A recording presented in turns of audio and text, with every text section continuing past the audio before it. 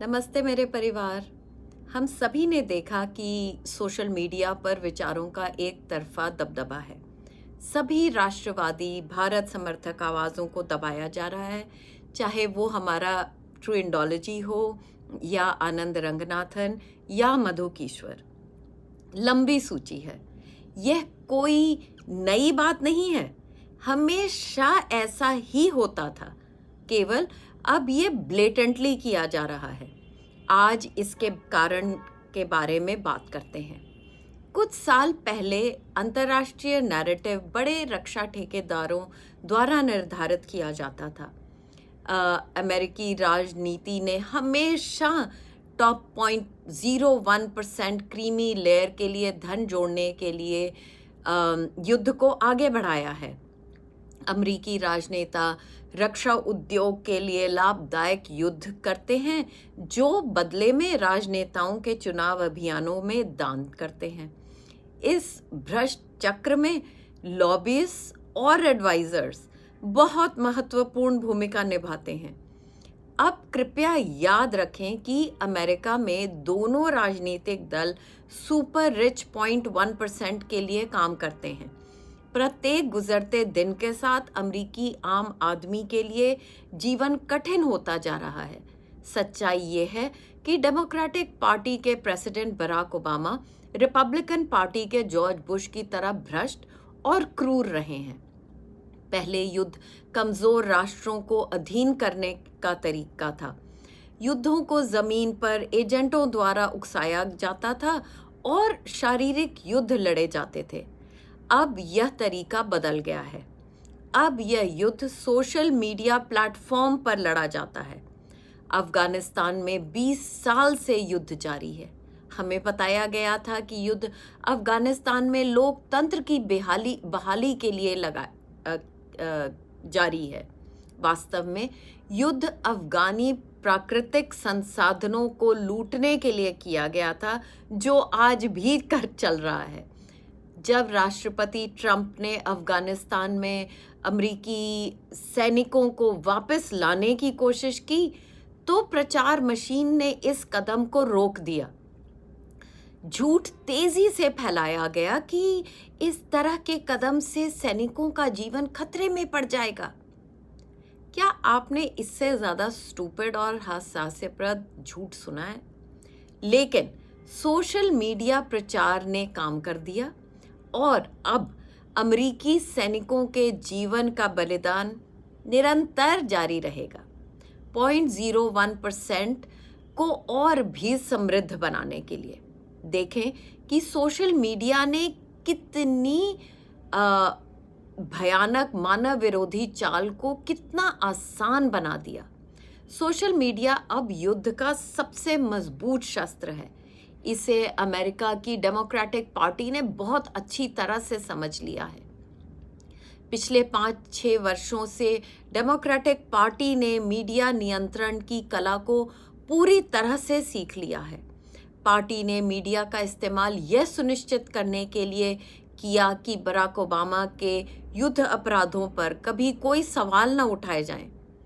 America चुनाव में Donald Trump को विजयी बनाने के लिए रूस के हस्तक्षेप के बारे में नकली कहानी बार बार प्रस्तुत की गई। मीडिया मैनिपुलेशन द्वारा अपने भ्रष्ट दुष्ट बुजुर्ग उम्मीदवार जो बाइडेन की जीत सुनिश्चित करना उनकी सबसे बड़ी सफलता थी। टॉप 0.1% का ध्यान डेमोक्रेटिक पार्टी की इस विशेष कौशल पर गया और जल्द ही डेमोक्रेटिक पार्टी के सदस्यों को 0.1% के एजेंडे को आगे बढ़ाने के लिए हायर कर लिया गया। डोनाल्ड ट्रंप के राष्ट्रपति बनने के बाद बराक ओबामा के टॉप प्रशासन काम या व्यवसाय के लिए उपलब्ध थे। ओबामा की प्रेसिडेंसी के दौरान इन टॉप एडमिनिस्ट्रेटर्स ने पेंटागन, CIA और सरकारी विभागों के साथ ठोस संबंध बनाए थे। अब उन संबंधों को बुनाने का समय आ गया था। ओबामा ब्यूरोक्रेट्स ने एक सलाहकार फर्म की स्थापना की है और सिलिकॉन वैली कंपनियों को पेंटागन के साथ व्यापार करने की सलाह देना शुरू कर दिया है।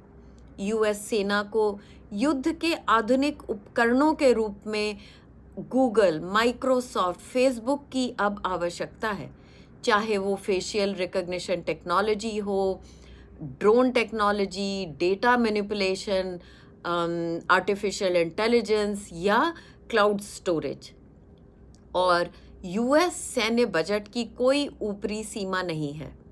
हर साल अमेरिकी सेना बेहिसाब अरबों डॉलर खर्च करती है और सिलिकॉन वैली कंपनियां इतने भारी बड़े मुनाफे के लिए अपनी आत्मा को बेचने के लिए तैयार बैठी हैं।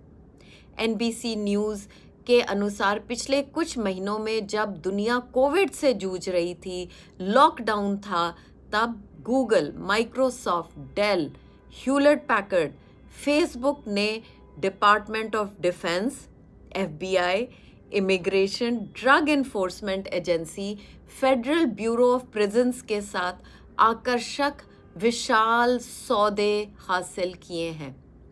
अब सिलिकॉन वैली और अमेरिकी रक्षा के बीच में एक रिवॉल्विंग डोर जैसा संबंध स्थापित हो गया है।